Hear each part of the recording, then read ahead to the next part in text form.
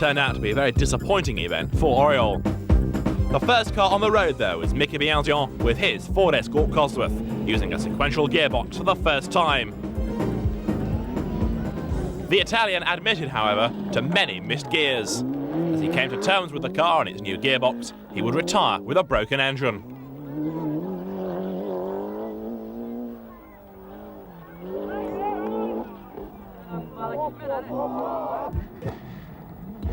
Didier Oriol, the championship leader, was immediately quick on day one, but on the second day of the event, he smashed the car's sump on a rock and he was out, losing the championship lead as he did so.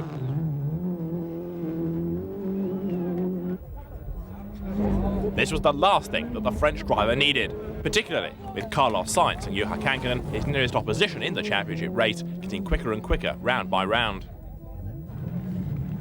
Sainz himself was worried that the front crossmember was loose on the Subaru Impreza. The team checked it and sent him back onto the event. Once happy, he mounted his attack.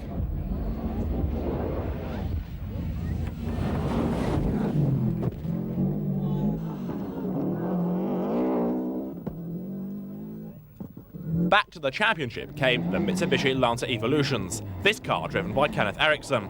He had an awful opening day, however, breaking 4 drive shafts.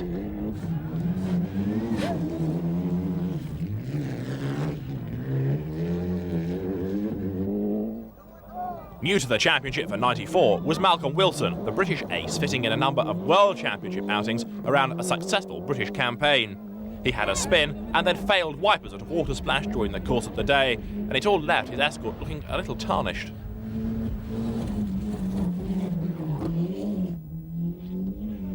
For the first time in a relatively long while, Juha Kankkunen had a low starting number. He was number 6 and was therefore being helped on the opening day by those cars ahead sweeping the stages clean for him. Stones smashed the blades off the cooling fans on day 1, losing him time, but by and large the Finn was happy.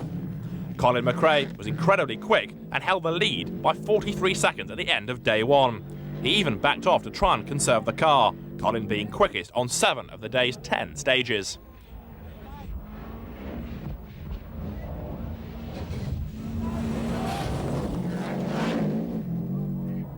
The second of the Mitsubishis was driven by the young German driver Armin Schwarz, keen to remind all concerned how well he had gone in Monte Carlo, but the rear suspension units collapsed and he struggled to stay in the top 10 on the opening day of the event. It was good to see Ari Vatanen returning to the championship, his privateer Escort Cosworth run by Schmidt Motorsport. He was co-driven by Fabrizio Pons, and together they won the last 2 stages of the first day. Up front, Colin McRae looked safe on day 2, despite being first on the road and therefore having to sweep the stages. But then came trouble. After the FIA scrutineers had checked the engine, the bonnet wasn't fastened properly.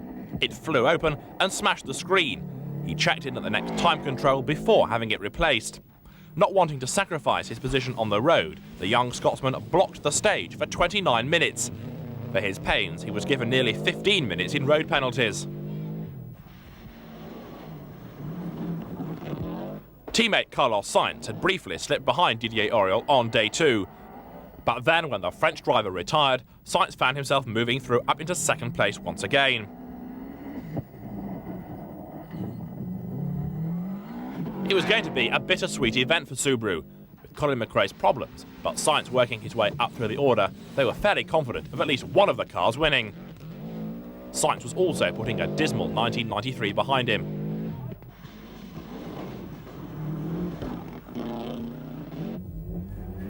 Armin Schwarz was much quicker and much happier on the second day of the rally.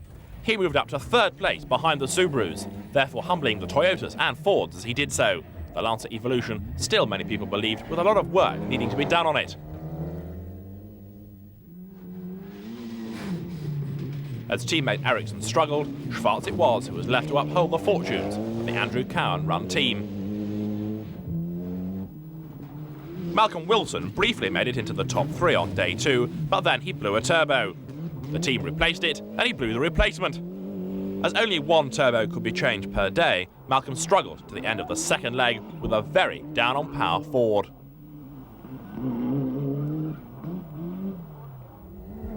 Juha Kankkunen was also struggling on what is regarded as the most bumpy rally of the championship. He broke the Toyota's rear suspension on the second day, and in so doing, fell to 7th place. With Oriol's demise and Kankkunen so far down, this wouldn't help Toyota in the manufacturers' battle, while Ari Vatanen was up into the top 5 by the end of day 2 and became the leading Ford driver. Emil Trina with the 1300cc Skoda, a rugged and reliable car. All this was proving to be beneficial. He'd soon be into the top 10. And this, the Ford Escort Cosworth of Carlos Menem, the son of the Argentinian president. He was one of the leading protagonists in the Group N showroom category battle. But there was drama at the end of the second leg when Colin McRae, having blocked the stage earlier on, was disqualified for a fundamental anti-sporting act. At a stroke, the Subaru attack was halved. The final day saw Carlos Sainz move into the lead after the demise of teammate McRae, and the Spaniard would be able to hang on to that lead and win the Acropolis Rally, his first victory in a Subaru. It also helped him in the championship, while through into an excellent second place came a cautious Armin Schwarz. He'd proved that the Mitsubishi Lancer did have the pace to live with the Subarus, and with development work continuing apace, the car now looked like being a far better proposition than once it was.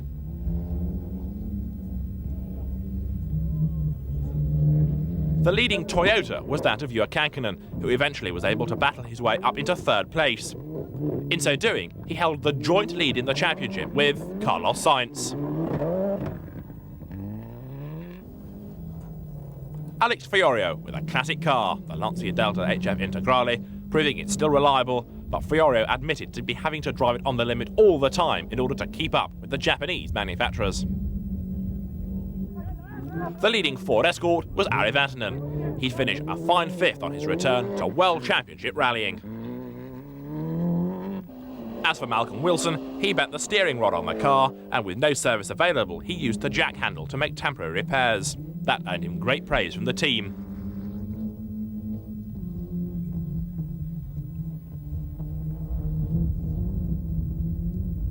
In contrast to the super-quick Ford Escort Cosworth, the rugged and reliable 1300cc Skoda battled its way into 9th place in the hands of Emil Trina. What the car lacked in speed, it made up for in reliability, and here that was very apparent. Carlos Menem battled his way home with his Group N Escort Cosworth to win the division. And the burgeoning FIA 2-litre Cup, the Formula 2 section of the event, was won by Nissan, the car driven by the pseudonymed Straticino. But the main talking point of Greece was that Carlos Sainz had won in a Subaru for the first time, being chased home by Armin Schwarz for Mitsubishi and Kankkunen for Toyota. Fiorio took 4th ahead of Ari Vatanen, with their British driver Malcolm Wilson 6th ahead of young Japanese Yoshio Fujimoto. The Skodas of Trina and Sibera were 9th and 10th, Group N going the way of Carlos Menem. Sainz and Kankkunen jointly led the championship, 10 points ahead of Didier Auriol, with Biagio Delacour and Duncan